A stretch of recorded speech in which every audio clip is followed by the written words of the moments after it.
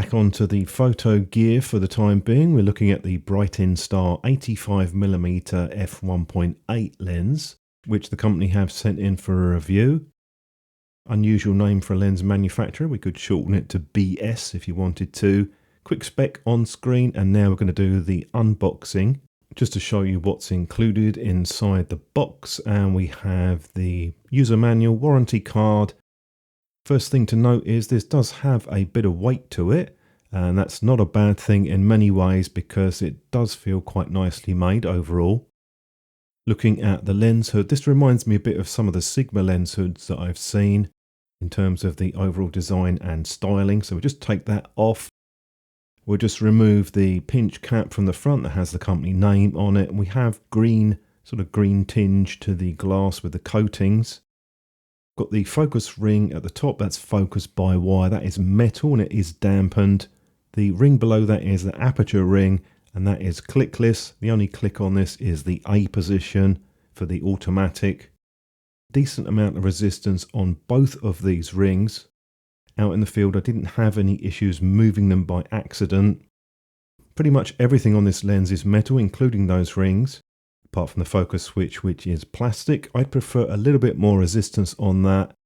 And below that you do have a function button which can be programmed depending on the camera body that you're using. Very well finished, very solid construction. There's no sharp edges anywhere at all.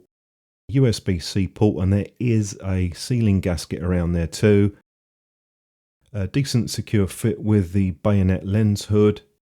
Done a few tests with lens flare later on, so it's definitely worth using the hood if you can. I tend to be a bit lazy on this myself. I've included a few shots to just show you what it looks like on a camera body. This is obviously the Z mount version I'm looking at. Moving on to the optical test, the vignette and distortion. There's very minor pincushion, not really that noticeable, but there is a fair amount of fall off in the corners wide open. You'll notice a decent improvement at 2.8, and it does improve stopping down as you would expect. I haven't found it to be a huge issue in terms of real world shooting, purely because I don't mind a bit of corner darkening myself in many images. Partly because it's really a portrait lens for many people, this focal length. Done a few resolution tests. It's pretty good wide open in terms of the overall sharpness. There is an improvement stopping it down to 2.8 and perhaps a touch better at 5.6. The corners aren't too bad, even wide open, a little bit of softness, but we'll notice that darkening there. 2.8 again, a nice improvement, and then we get a very good corner sharpness at 5.6. Didn't notice any difference with f8, it's sharp across the frame, but it is a bit susceptible to lens flare, so do take note of that. Definitely recommend using that lens hood if you can. Chromatic aberration is well controlled, even at faster apertures.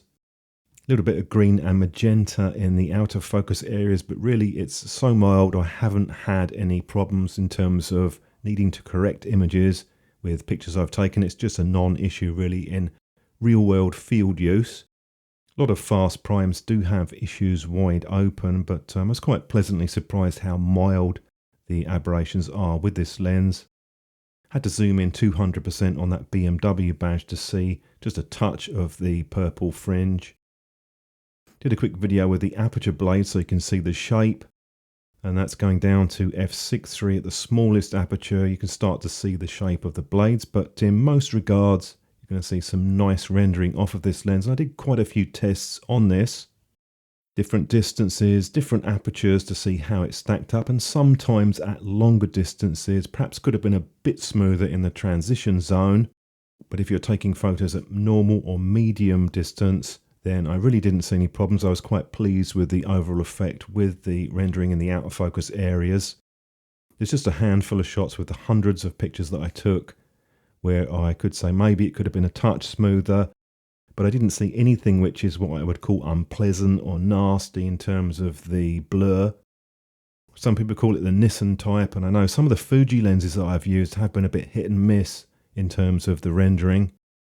Has a pretty decent contrast as well, even at the faster apertures, and I think that's always important for a lens. I put some close-up crops as well just so you can see in a bit more detail. The rings themselves are quite clean. There's just a slight trace of an inner circle compared to the outer circle, which is a bit smoother. Minimum focus on this lens is nothing special. It's typical for an 85mm. Slightly soft wide open, though the contrast is quite good. You get a decent improvement just stopping down to 2.8 and very good sharpness at f4. Have a quick listen to the autofocus sound.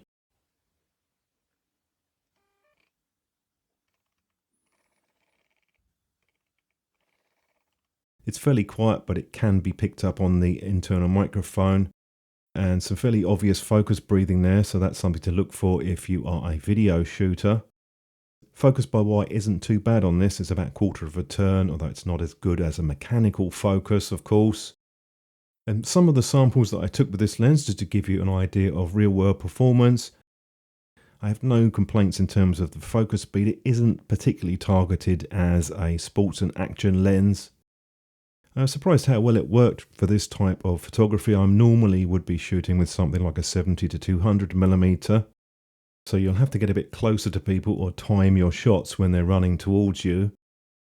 There's no issues using this at 1.8. In terms of the overall sharpness, more than usable wide open.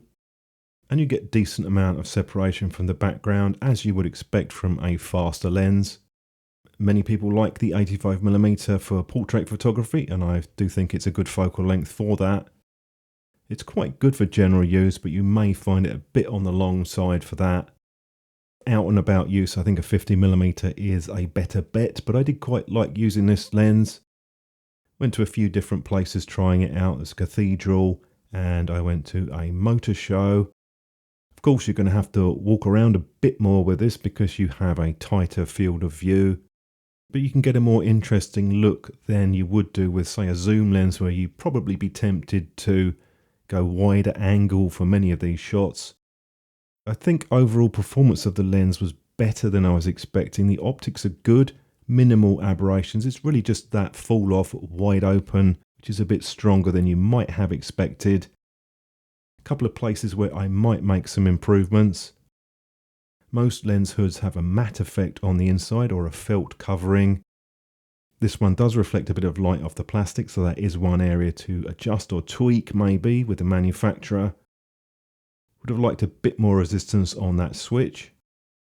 And I would like to have had an option to have had a clickable aperture ring. This one is smooth, which is great for video, but for photography sometimes you just want to feel by click when you have changed the aperture.